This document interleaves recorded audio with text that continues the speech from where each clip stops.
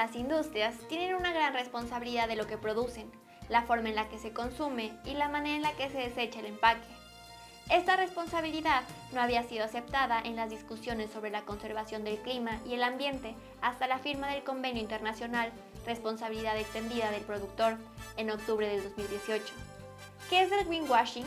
¿Y para qué lo han usado las industrias multinacionales? ¿Cómo nos afecta? Esta práctica se ha vuelto común, pero hoy veremos cómo podemos detectarla y cómo consumir con respeto para el medio ambiente. El tequio es una forma de organización prehispánica. Actualmente consiste en acciones colectivas para el bien común. Hoy hablaremos de cómo funciona y algunos ejemplos. En el mundo también existen los voluntariados. Son grupos de personas que se organizan para realizar tareas de rehabilitación de playas, ríos, mares y ciudades.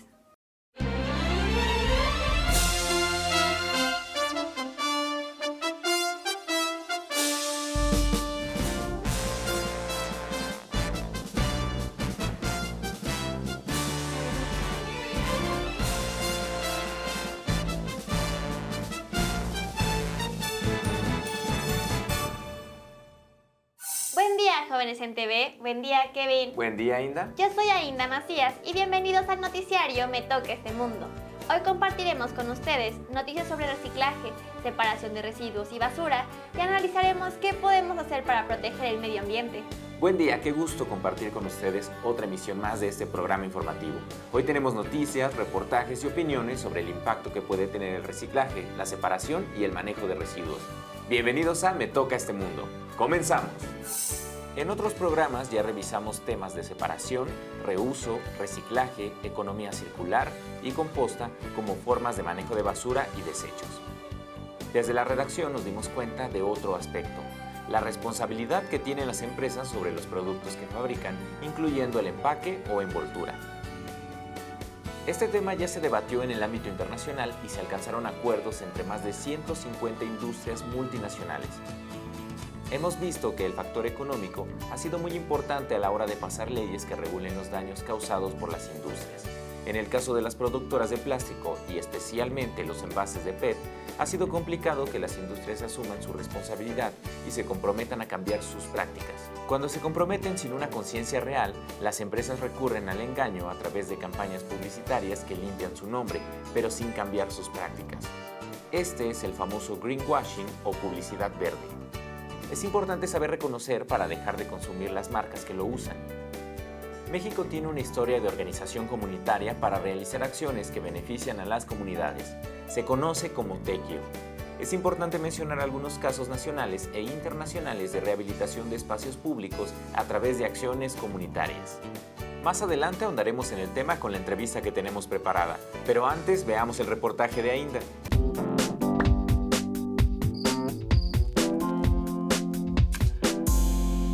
La responsabilidad de la separación, reutilización y reciclaje de los residuos como las botellas y envases de plástico o PET se deja en manos de quienes los compramos. Y sí, tenemos parte de responsabilidad por consumirlos tanto, pero también hay una gran responsabilidad de la que casi no se habla, la de los gobiernos y las leyes que permiten este tipo de envasado y de los productores que siguen usando este plástico del que no se recicla ni el 5% de lo que se produce en el mundo. En un estudio del 2018 del Banco Mundial, se llegó a la conclusión de que si las empresas siguen produciendo la misma cantidad de plástico, para el 2050 se producirá un 70% anual más de basura. Entonces, si actualmente se desechan 2.010 millones de toneladas de plástico, en 30 años será de 34.000 millones de toneladas. El plástico es lo más difícil de manejar, reciclar, reusar y también de reducir. Cuando no se maneja de forma apropiada, termina en ríos, mares, bosques, cañadas, playas o todo tipo de ecosistemas, donde permanecen por miles de años. Aunque pase por una planta de reciclaje, el PET solo puede reutilizarse o reciclarse 5 veces, de modo que no desaparece nunca del planeta. Si se deshace en un entorno natural, contamina la tierra, el agua y el aire con microplásticos. En el mundo, 250 millones de toneladas de desechos son puro plástico. Otro problema del PET y del plástico en general es que aunque sea reciclable, pocas veces llega a una planta de reciclaje. Los países desarrollados tienen industrias que se dedican al manejo de basura y deberían incluir plantas de reciclaje. pero sucede que el plástico comprimido en grandes bloques se embarca hacia países pobres donde los apilan en terrenos que fueron deforestados para poner ahí la basura que llega de fuera. Este mal manejo tiene un impacto directo en la salud pública, pues al no tener manera de reciclar el plástico se quema al aire libre. Más del 90% de estos desechos son tirados y quemados, lo que es muy tóxico para las poblaciones cercanas, pero también muy dañino para el suelo, el agua, la flora y la fauna local. Es importante que las industrias tomen su parte de responsabilidad porque deciden el uso de empaques plásticos por beneficios económicos que obtienen. Pero también los empresarios deben invertir en investigación para encontrar otros materiales y nuevas formas de tratamiento y reciclaje. Una gran refresquera internacional es la mayor productora de botellas de PET y la mayor explotadora de los mantos acuíferos a nivel mundial. Todos conocemos su nombre, pues gracias a la iniciativa internacional de la Fundación Ellen MacArthur, esta refresquera hizo pública la información sobre su producción de PET, 200.000 botellas por minuto, de las cuales ni una es reciclada. En México, la industria de reciclaje es reciente, se han instalado ya algunas plantas. La más grande de Latinoamérica está en Toluca, Estado de México, y puede reciclar 3.100 millones de botellas de PET al año. Gracias a la presión de algunos gobiernos e iniciativas civiles en favor del medio ambiente y para el control de la crisis climática, la industria es obligada a responder por sus políticas y por el manejo del plástico que producen y ponen en el mundo. Algunas han firmado un acuerdo para que en 2025 todos sus envases plásticos sean reutilizables, reciclables o compostables.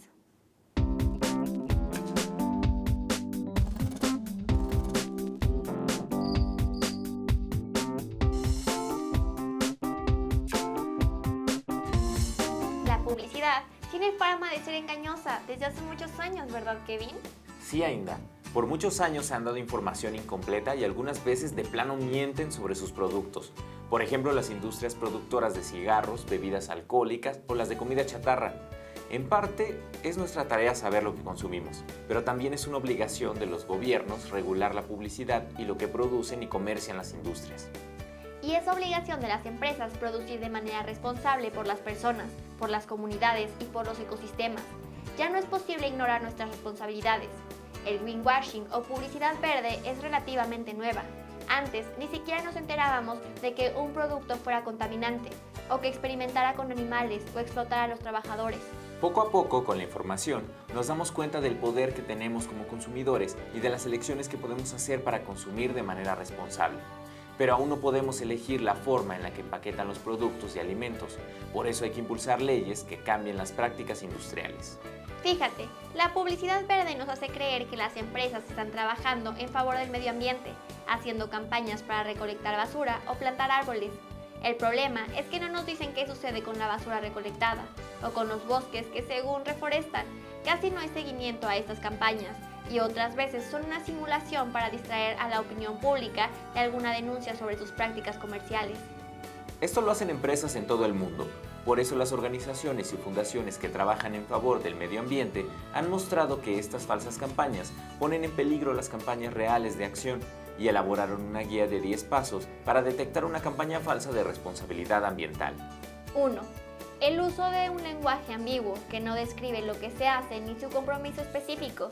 Por ejemplo, amigos del medio ambiente. 2. Anunciar algo como producto verde o sano, pero al ver los ingredientes con los que está hecho podemos ver que es un producto industrial que ha pasado por un largo proceso químico, lo que quiere decir que es contaminante. 3. Imágenes que distorsionan la realidad. Por ejemplo, aviones o chimeneas industriales que en lugar de dejar humo, dejan estelas de flores, estrellas, etc. 4. Resaltar algo muy pequeño y decir que por esa razón es ecológico, como eliminamos el uso de popotes.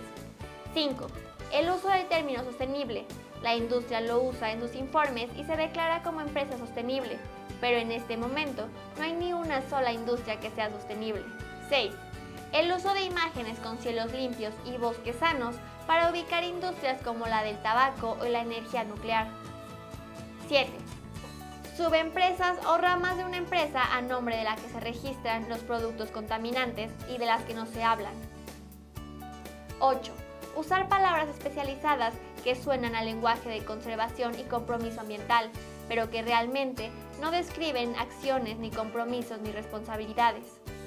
9. Hablar de pruebas científicas que no pueden comprobarse. 10. Dar datos, mensajes o informes inventados y falsos. Es importante distinguir entre campañas falsas y verdaderas, porque hacer estas diferencias nos puede ayudar a decidir qué consumimos y por qué.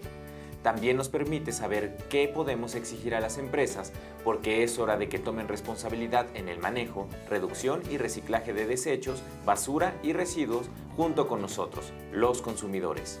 Sí, Kevin, estoy de acuerdo. Hay que hacernos responsables y trabajar en conjunto. Hay mucho que hacer para gestionar toda la basura que ya está en el planeta. Hay que recogerla, pero también hay que hacer algo con ella.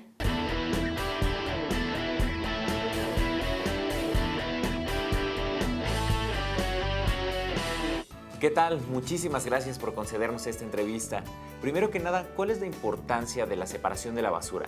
Separar la basura desde casa es sumamente importante porque con esto evitamos que los residuos se contaminen.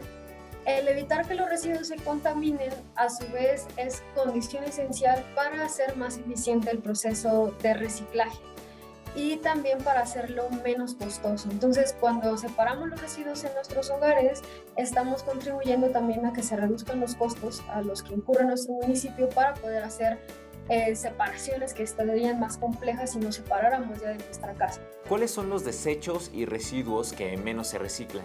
Los residuos plásticos que menos se reciclan son los plásticos flexibles o estos envases multicapa.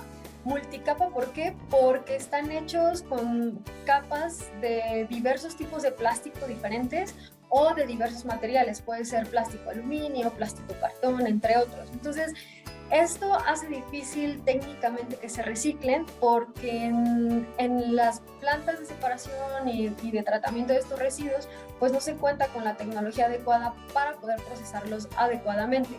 Otros residuos que no se reciclan son, por ejemplo, los de unicel, como todos estos platos, vasos que se utilizan para la comida para llevar hechos de unicel. Tampoco se reciclan. Si bien técnicamente el unicel sí es reciclable, como el unicel tiene un volumen muy grande y es muy ligero, no es muy costeable hacerlo. Entonces esto hace que aunque sea técnicamente reciclable, en la práctica no se haga mucho. ¿Cuáles son los problemas por los que no se recicla? Que un residuo no sea reciclable depende mucho de su diseño. Por ejemplo, el PET sí es reciclable, pero si este PET en su diseño tiene, por ejemplo, serigrafía o es de colores, entonces se vuelve complejo su reciclaje y ya no se recicla como si fuera un PET, por ejemplo, claro. Platíquenos, ¿tenemos en el país una infraestructura suficiente para el reciclaje de plásticos? No, en el país no existe la infraestructura suficiente para el reciclaje. Por ejemplo, las plantas de reciclaje están concentradas en el centro del país, en algunos estados, y hay estados como, por ejemplo, Baja California Sur, que no tiene una planta de reciclaje. Entonces, todos los residuos que se están generando allá tienen que ser acopiados y transportados por largas distancias para poderlo reciclar. Y además de esto, como ya mencionaba, hay algunos productos plásticos que no pueden reciclarse porque su diseño no favorece su reciclaje, pero a partir también de la infraestructura que existe en México. En otros países también tal vez sí podrían reciclarse. Entonces, a partir de ahí, nosotras desde Greenpeace estamos haciendo un llamado a las empresas a que solo coloquen en el mercado, que solo nos vendan productos que en efecto se reciclan en el país y no en otros países. ¿Qué tan cerca estamos de tener empaques y botellas 100% reciclables, reusables y compostables en México? ¿Se logrará llegar al 2025 con el 100%? Pues realmente en México todavía existen muchos retos para que las empresas puedan colocar en el mercado empaques y envases que sean 100% reciclables, compostables o reutilizables. Esto en primer lugar porque hasta ahora todos los compromisos en este sentido han sido voluntarios. Entonces, mientras sea voluntario, las empresas pues hacen compromisos a un nivel no tan ambicioso que les permite mantener sus ganancias sin realmente contribuir a la protección ambiental. Entonces, lo que nosotros exigimos es que estas metas no sean solo voluntarias ni dependan de la buena voluntad de las empresas, sino que se establezcan en la legislación con metas más ambiciosas y claras al respecto y que deban cumplir de forma jurídicamente vinculante. ¿Nuestro país forma parte del compromiso global por una nueva economía del plástico impulsada por la ONU? ¿Qué tan determinante es formar parte de este compromiso como país? Este compromiso no es necesariamente de la ONU, es de la Fundación Ellen MacArthur.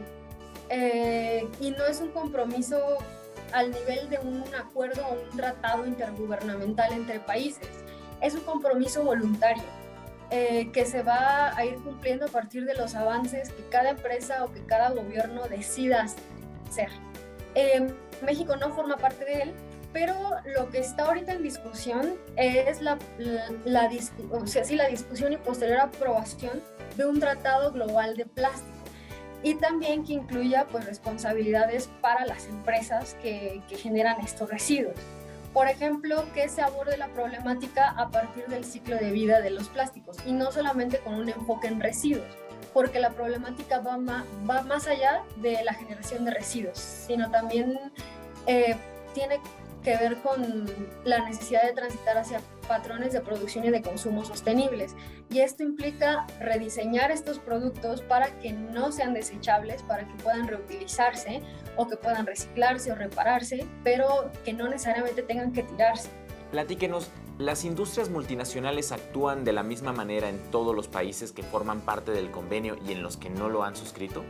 No, un ejemplo de esto puede verse en torno a la responsabilidad extendida de los productores, que es un principio o una herramienta de política ambiental que permite que las empresas se hagan responsables de los residuos que sus productos generan y que además innoven en sus modelos de negocio para distribuir los productos sin utilizar desechables, sino a través de sistemas reutilizables, es decir, que brinden a los consumidores alternativas sostenibles. Entonces, en torno a este principio, grandes empresas lo han suscrito en el marco de la Fundación Ellen MacArthur. Pero acá en México, estas mismas empresas hacen cabildeo en contra de las legislaciones que nosotras estamos promoviendo con la inclusión de responsabilidades claras para las empresas. Entonces, ahí vemos la diferencia. Entonces, es un doble discurso que busca solamente hacer un lavado verde, atraer a los consumidores, pero que en la práctica y a nivel de nuestro país, pues está en contra de cualquier compromiso ambiental fuerte.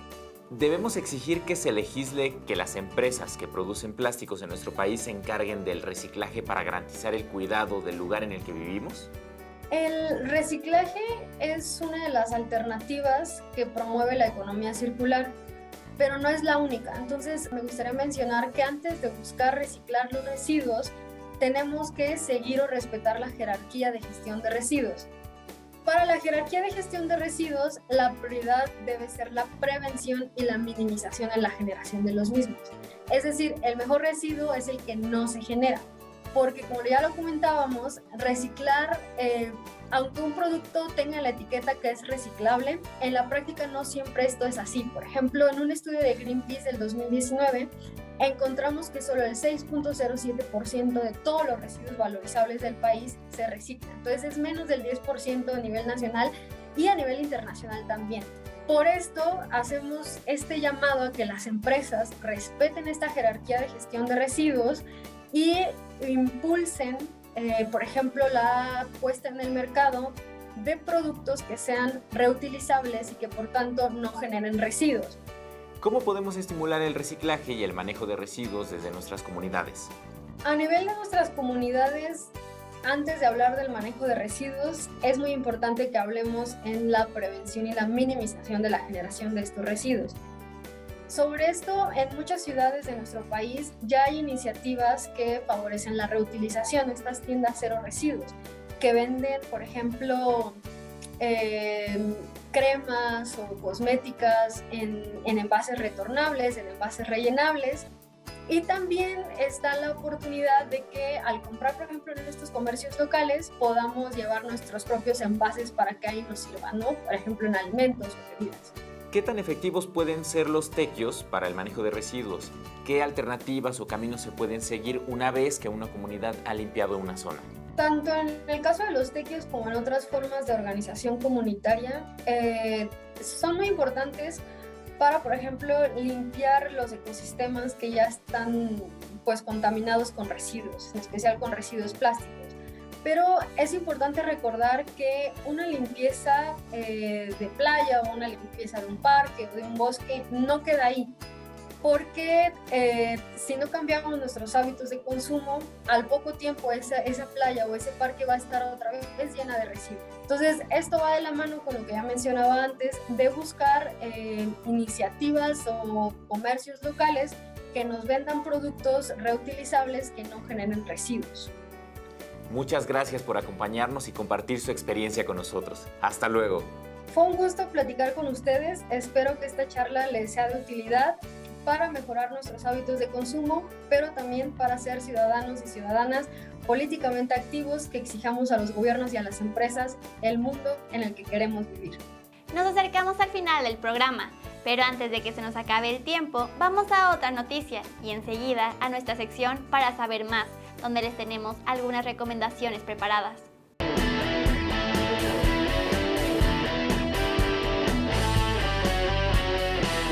El trabajo en comunidad y para la comunidad es de gran importancia para la recolección, separación y reciclaje de basura. En el municipio de Santa Cruz Xochocotlán, en Oaxaca, las personas organizaron un megatequio en el cual llenaron un equivalente a 56 camiones de volteo, o sea, 448 metros cúbicos de basura recogidos en ríos a lo largo de 14 kilómetros. Con esto, se sanearon los ríos que se desembocan en el mar y también los afluentes que arrastran el agua con basura. El tequio es una forma de organización prehispánica que tiene que ver con una estructura jurídica y social. Las obras a realizar se deciden en el consejo y el trabajo realizado es un aporte o contribución municipal. El tequio es obligatorio a partir de los 16 años y las principales acciones tienen que ver con agricultura, construcción, arreglos y conservación de obras y territorios que pertenecen a la comunidad.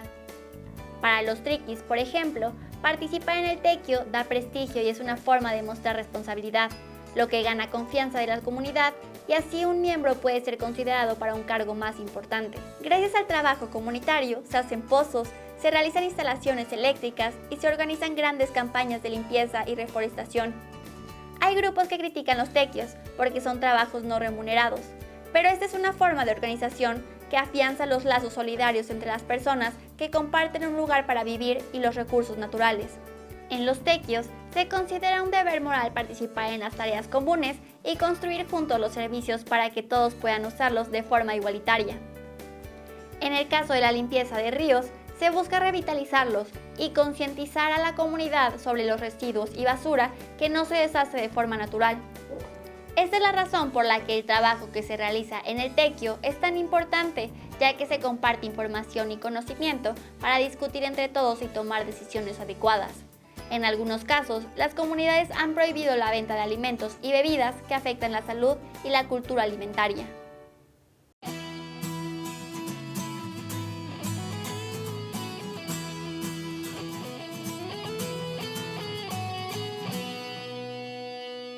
Es importante considerar que actuar en colectivo también implica ver más allá de lo que creemos como seres individuales y buscar lo que es bueno para todos los seres vivos que habitamos este planeta.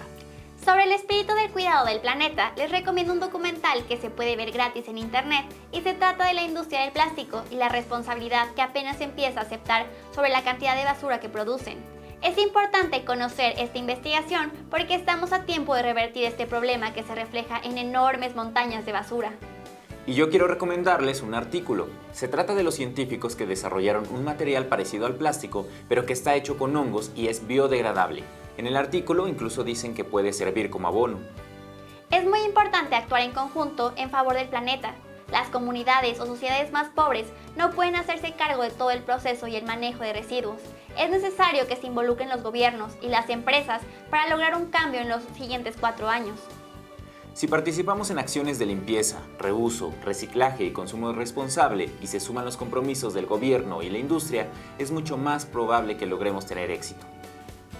Al cuidar nuestro consumo y el manejo de nuestros residuos, nos cuidamos a nosotros, a nuestras comunidades y protegemos el futuro.